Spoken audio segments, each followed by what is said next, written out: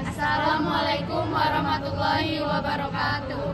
Kami dari kelompok 3, perkenalkan nama saya Safira Manemenutis dengan NIM 250302013. Selanjutnya, Nama saya Fania Nazar Salsabila dengan NIM 250302022. Nama saya Dianista Febriana dengan NIM 250907004. saya Jaya Rizky Antonia dengan NIM 250900092. Saya Jasmine Rahim dengan NIM 251501182. Selamat siang Pak. Perkenalkan kami itu dari kelompok NKWK Agama Islam ingin mewawancari Bapak tentang pertanyaan seputar tentang teknologi. Sebelumnya kami ingin menanyakan terlebih dahulu dengan Bapak siapa? Saya Rahman Wahid, dosen sosiologi.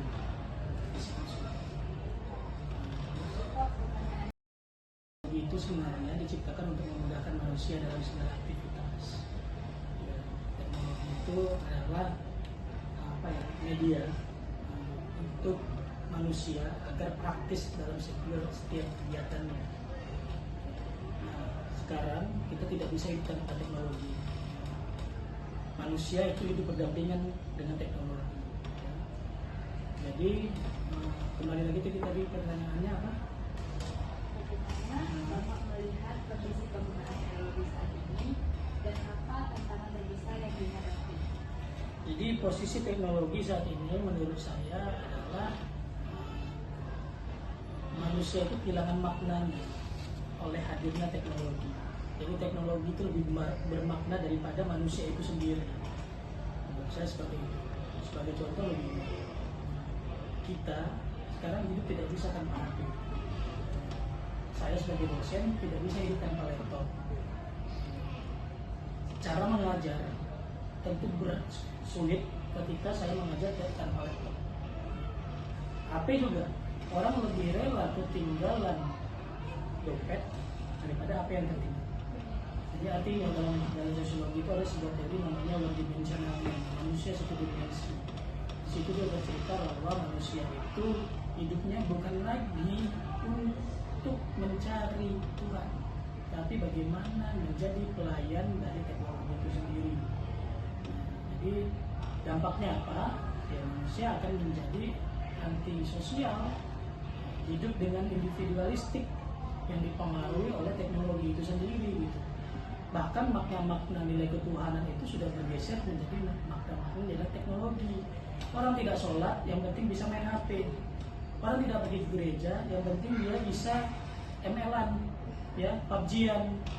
Jadi apa?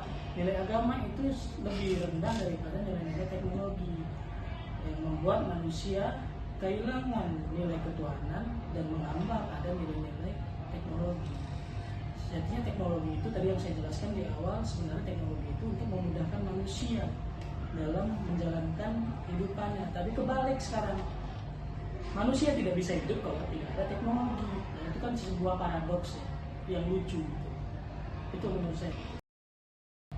Nah, saya kebetulan tadi ngajar antropologi. Jadi ada 3 fase kehidupan manusia. Pertama diawali dengan fase awal. Yang kedua fase menengah, dan yang terakhir adalah fase akhir. Peradaban itu adalah pada fase terakhir. Jadi manusia ini sekarang hanya bisa diberikan 2 pilihan, hancur atau bertahan. Jadi bukan berkembang lagi, ya, hancur atau bertahan.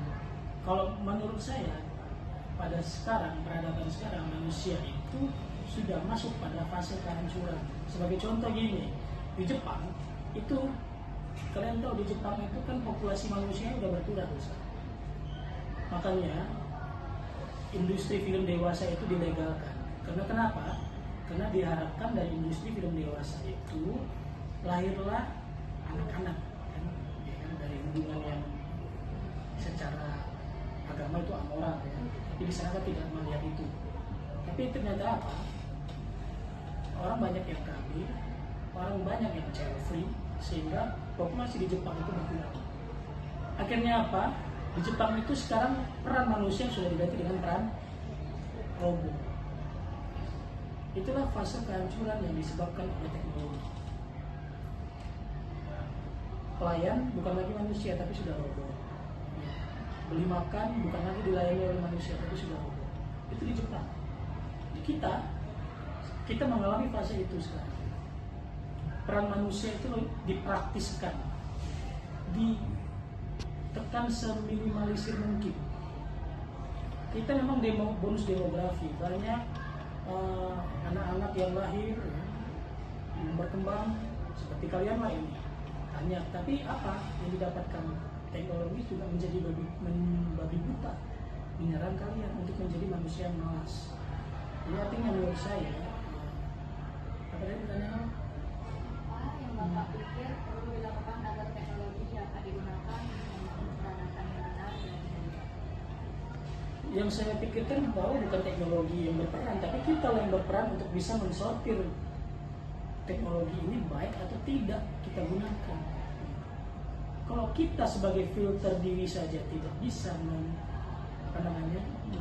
melihat bahwa teknologi ini baik atau jahat, ya kita sendiri yang akan hancur.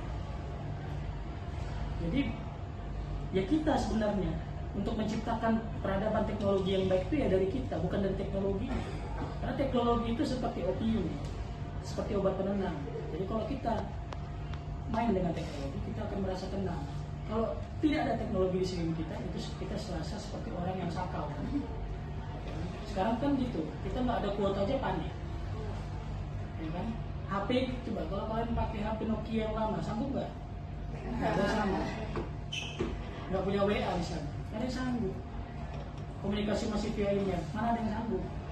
Artinya apa? Kalian juga menjadi budak dari teknologi itu sendiri. Nah, siapa yang bisa memperbaiki peradaban itu adalah kita sendiri, bukan teknologi. Karena teknologi itu menurut saya itu jahat, tidak ada baiknya, jahat teknologi. Terus, udah, pendek banget. Terima kasih Pak sudah menjawab pertanyaan dari kami sebelumnya. Menurut kelompok kami sangat setuju dengan pernyataan yang diberikan oleh tokoh tersebut. Tokoh tersebut mengatakan bahwa teknologi itu jahat, dan kami sangat setuju karena dengan fakta yang terjadi di lapangan saat ini, lebih banyak masyarakat itu lebih mementingkan teknologi daripada menjalankan kewajibannya sebagai kewajiban beragamanya dan kewajiban dalam sosialnya, terutama umat Islam. Jadi kita sebagai manusia harus pintar dalam menggunakan teknologi. Jangan sampai kita sebagai manusia menjadi budak dari teknologi tersebut, sehingga kita dapat meninggalkan kewajiban kita sebagai umat Islam.